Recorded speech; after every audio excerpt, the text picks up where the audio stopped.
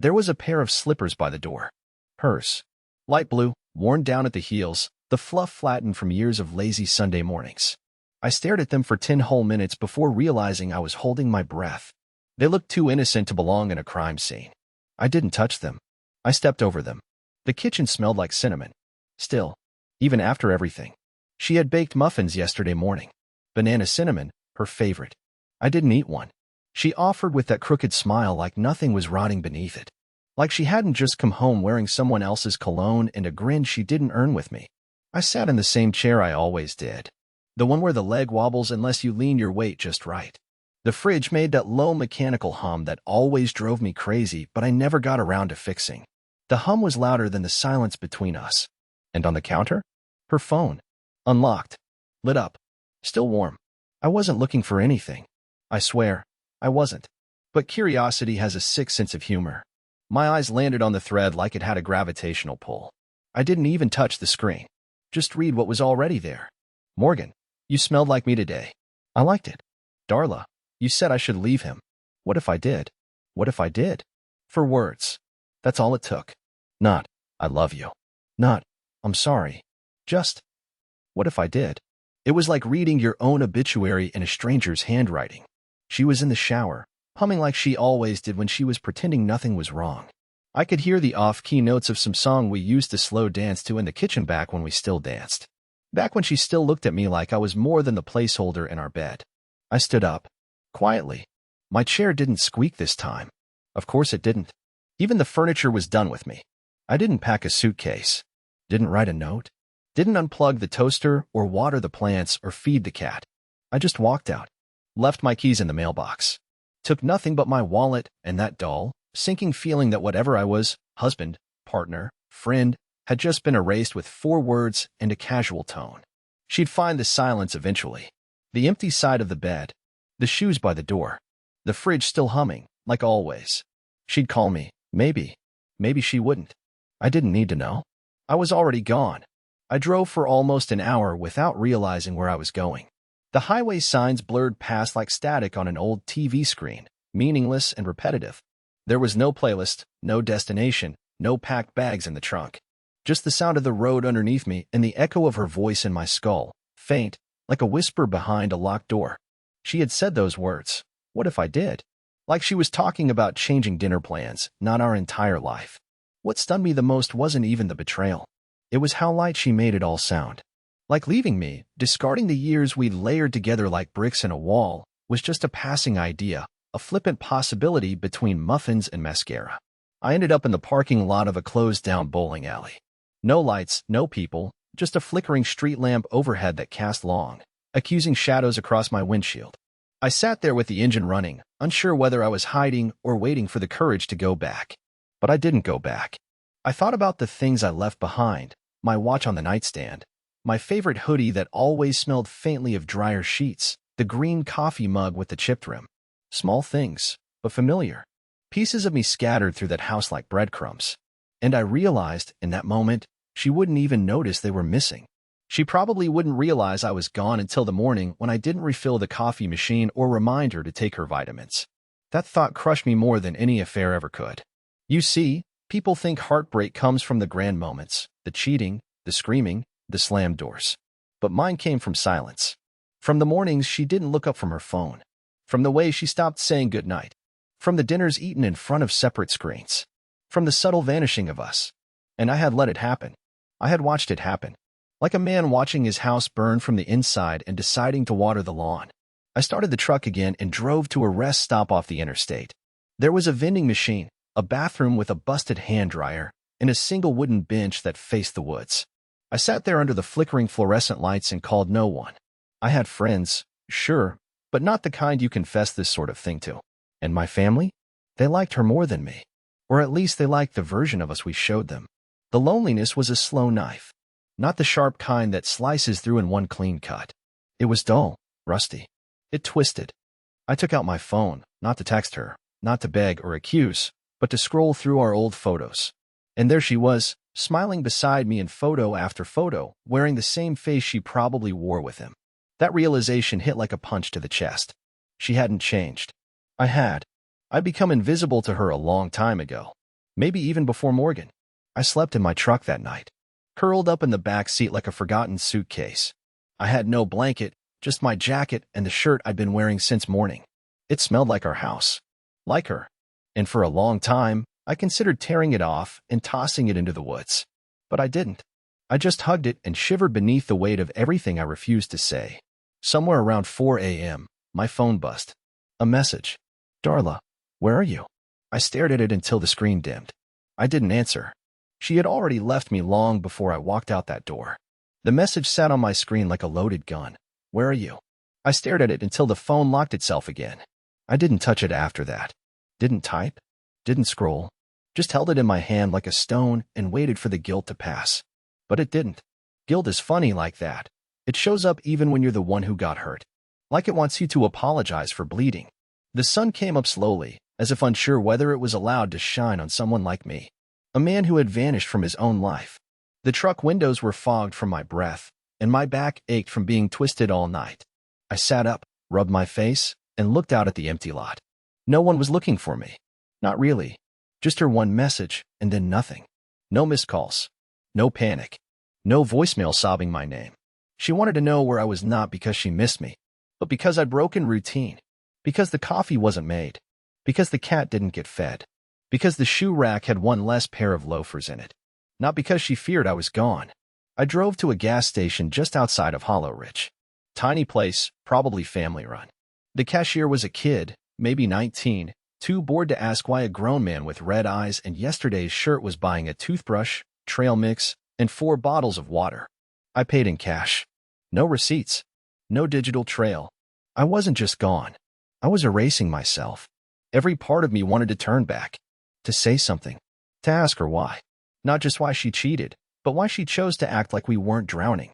Why she let the silence build like walls between us until I couldn't even recognize the shape of her love anymore.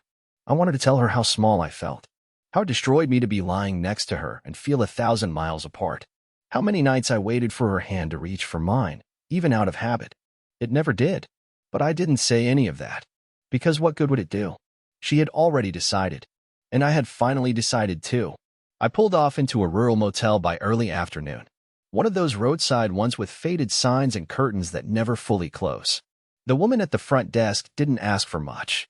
I gave her a fake name, Danny Hope. No one would ever believe I picked that name because I wanted to remember what hope even looked like. The room was stale. It smelled like detergent and cigarette ghosts. I sat on the edge of the bed and stared at the mirror. There I was. Still me. Same face, same tired eyes. But everything behind those eyes had collapsed. I wasn't Calvin, husband of Darla, homeowner, routine man. I was just a guy with a borrowed name and no plan. And for the first time in years, I breathed without waiting for someone to respond. A few hours later, another text. Darla, I'm worried. Please say something. She used to say that when I'd forget to reply during work. Back then it meant something. Back then, she would have followed up with a call, a voice, something real. But now? Now, I could feel the difference. It wasn't worry. It was fear of consequence. Maybe embarrassment. Maybe panic that her backup plan had vanished into thin air. I set the phone down and opened the motel window. The air smelled of pine and distant rain. Somewhere in the trees, a bird chirped, oblivious to my unraveling. I whispered something into that empty space, just to hear it out loud. She lost me a long time ago. I'm just the one who finally noticed. And with that, I tossed the phone into the drawer beside the bed and closed it like I was burying a body. Tomorrow, I'd figure out what comes next. But tonight, I'd let the silence hold me. Because it was the only honest thing I had left. The motel room was so quiet it felt like the walls were holding their breath. I had fallen asleep sometime between counting ceiling stains and staring at the closed drawer that now held my phone, my former life buzzing quietly against a laminated Bible and a half-bent pen. I hadn't planned on dreaming, but I did, and it was her. Not Darla as she was now, distant and unreadable, but the girl I met 12 years ago at a book drive. She had worn a scarf that didn't match her coat and kept dropping paperbacks like her arms couldn't hold everything she wanted to read. I remember laughing and picking up the bell jar for her, and she looked at me like I'd handed her the moon.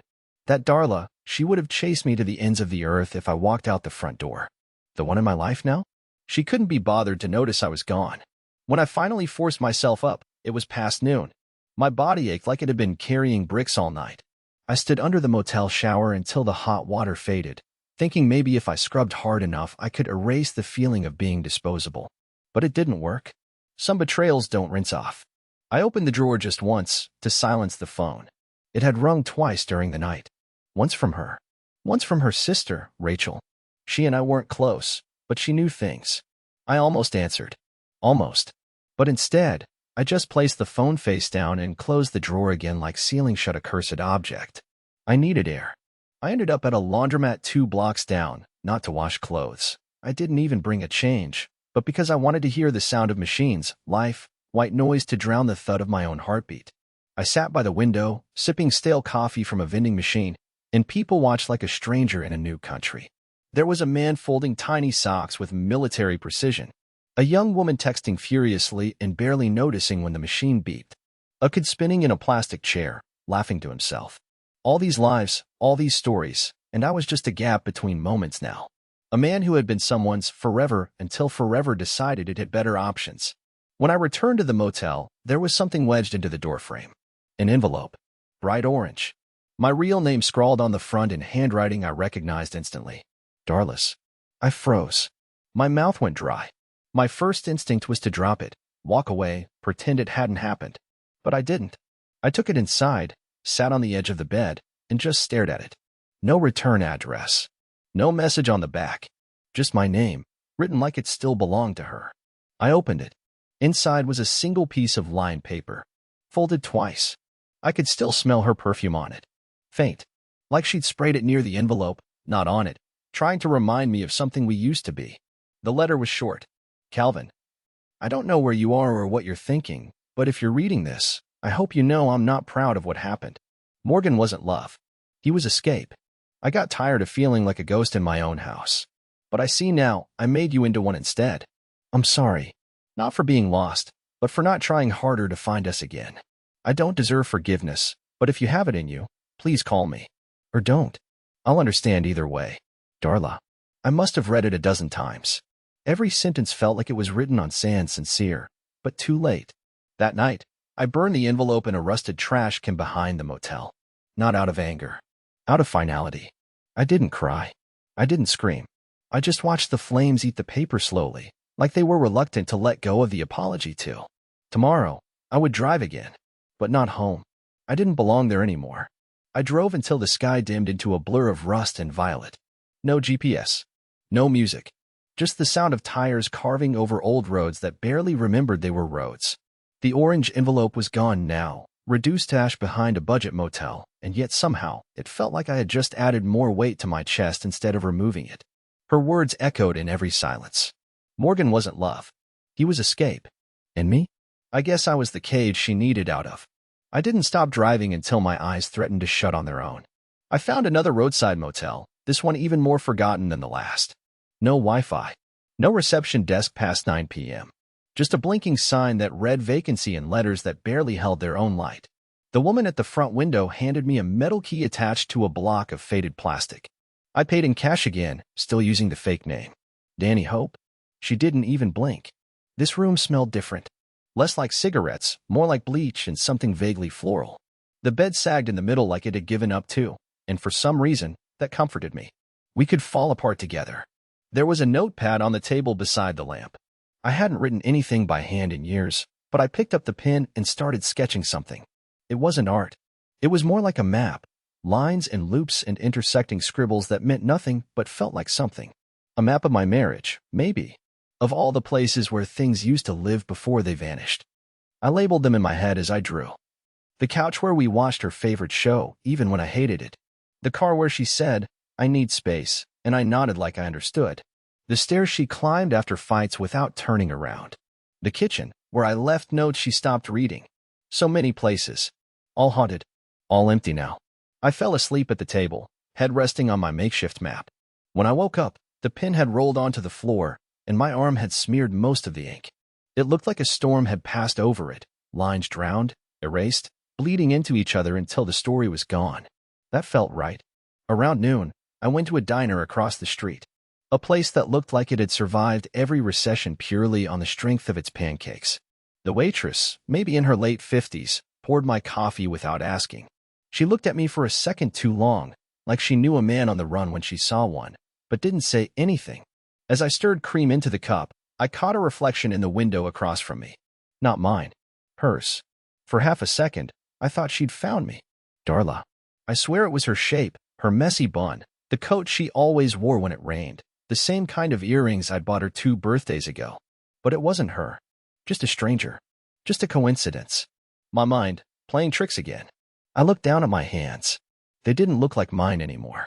They looked like a man's who had held too many things that didn't want to be held, who had written letters he never sent, who had loved someone so quietly he forgot how to hear himself think. Back in the motel, I opened my phone for the first time in 2 days. 15 messages. 3 missed calls from her. 2 from Rachel. 1 from a number I didn't recognize. One message stood out. Not because of what it said, but because of what it didn't. Darla, you disappeared. I didn't think you'd actually leave. That was it. No, I miss you. No, please come home. No, what do you need? Just a stunned admission that I had done the one thing she never believed I would. I got in the truck again. Not to go back, but because I needed to keep going until I landed somewhere that didn't remind me of everything she chose over me. Somewhere I could forget her name. And maybe, someday, my own. I followed a 2-lane road for nearly an hour, letting it drag me into nowhere like a string on a drowning man's wrist. The trees thickened, and the towns thinned until signs looked more like warnings than welcomes. I wasn't looking for anything specific, just someplace that felt untouched by memories. I ended up in a place called Boehner's Hollow. 1 gas station, 2 diners, and a church with a bell that rang even when no one was inside. The entire town smelled faintly like sawdust and old rain. There was a motel off the edge of a dried-up lake. It didn't even have a name, just a hand-painted sign that read, Rooms. The woman at the front looked at me like she wasn't sure if I was running from someone or towards something. I didn't offer answers, and she didn't ask. Just gave me a key and said, try not to break anything.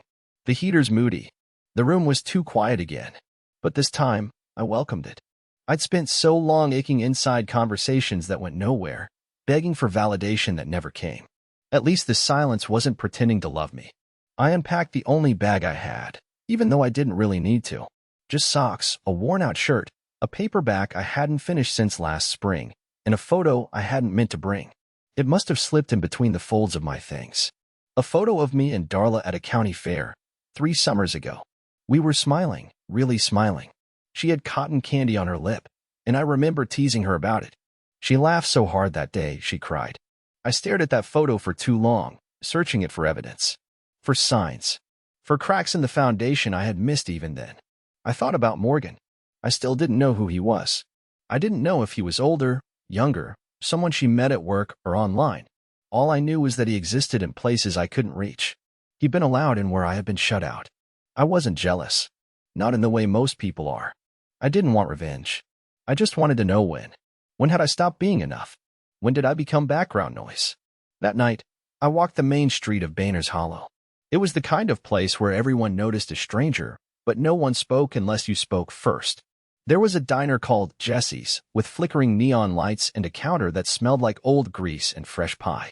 I sat at the far end, ordered black coffee and a grilled cheese, and tried not to be obvious when I took out the photo again. A man slid into the stool next to mine, looked about my age, said nothing for a while. Then he glanced at the photo in my hand and muttered, "Left, huh?" I didn't respond. "Mine did too," he added, sipping from his chipped mug. 8 years. Said she needed adventure. I was just. Tuesday at 5:30 to her. I turned toward him slowly. He didn't look angry. Just hollow. Familiar. "She send you a letter?" I asked. He nodded. "Burned it." I smiled for the first time in days. Me too.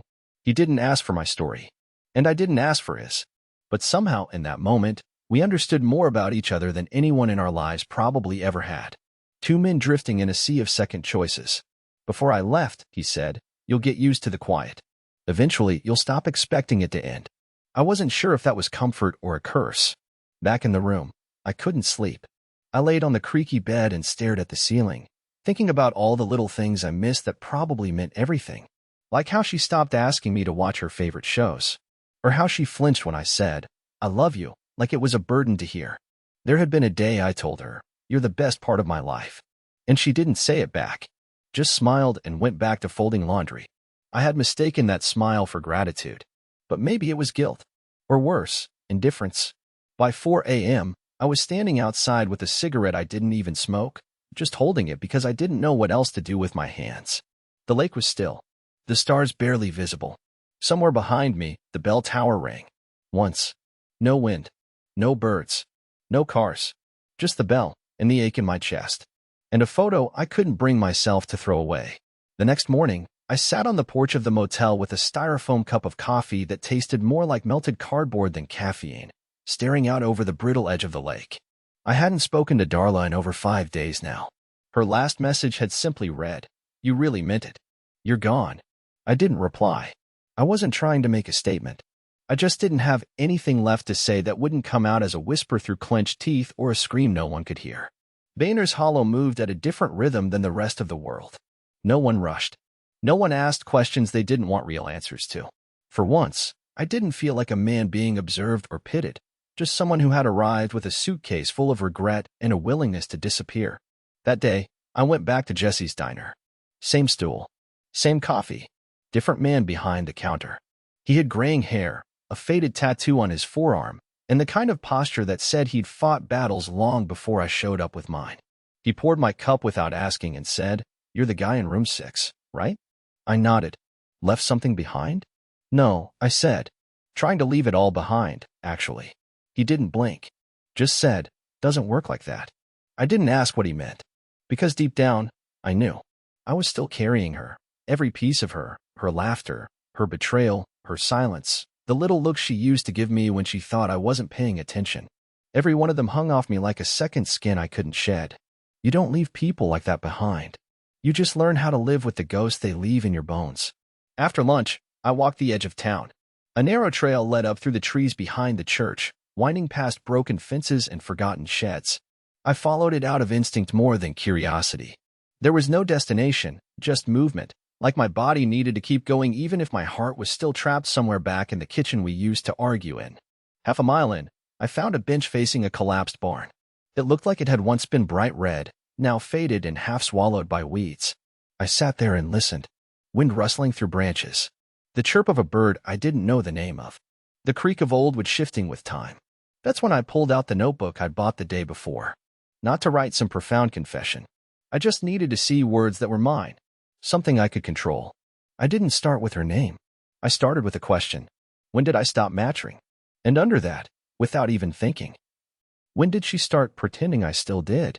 The words poured out faster than I expected. Not poetic. Not clever.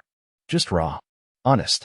I wrote about how I'd wake up some mornings with this unshakable anxiety that she didn't love me anymore, and how I'd spend the whole day trying to prove I was still worth loving.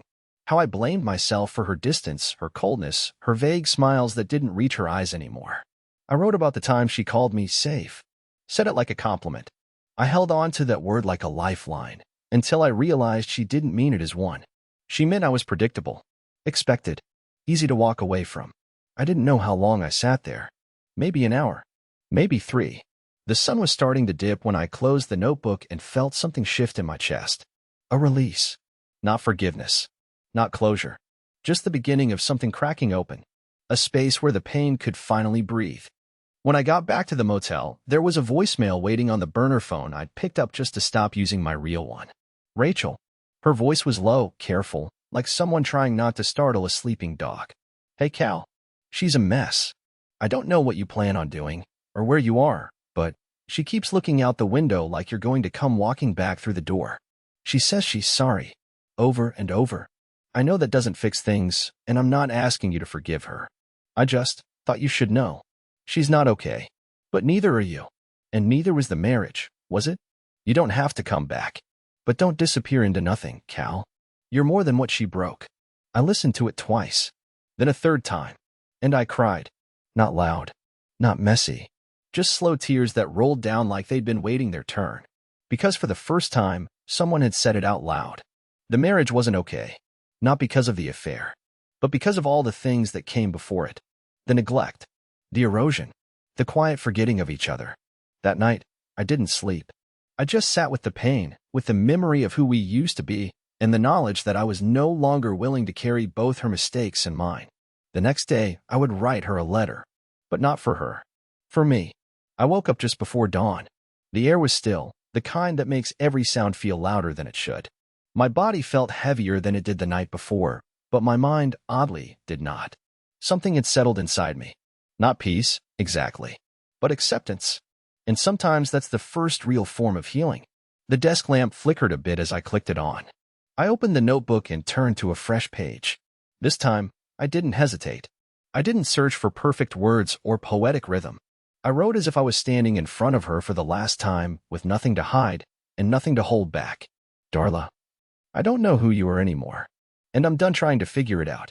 Maybe Morgan wasn't love, but what you did, what you allowed, it broke something in me that won't be easy to rebuild.